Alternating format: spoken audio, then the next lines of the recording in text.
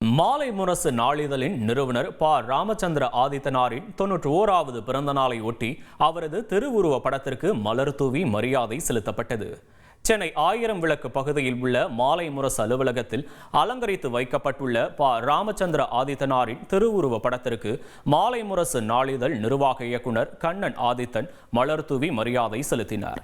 இதேபோல் ப. ராமச்சந்திர ஆதித்தனாரின் திருவுருவ படத்திற்கு அமைச்சர் சேகர்பாபு, திமுக எம்பி வில்சன், தமிழக காங்கிரஸ் தலைவர் செல்வ பெருந்தகை, அதிமுக முன்னாள் அமைச்சர் ஜெயக்குமார், தமிழக பாஜக முன்னாள் தலைவர் தமிழிசை சவுந்தரராஜன், நாம் தமிழர் கட்சியின் தலைமை ஒருங்கிணைப்பாளர் சீமான், மதிமுக துணை பொதுச் செயலாளர் மல்லை சத்யா, நடிகரும் தமிழக வெற்றிக் கழக பிரமுகருமான சவுந்தரராஜா, நடிகர் மன்சூர் அலிகான் உள்ளிட்டோர் மரியாதை செலுத்தினர்.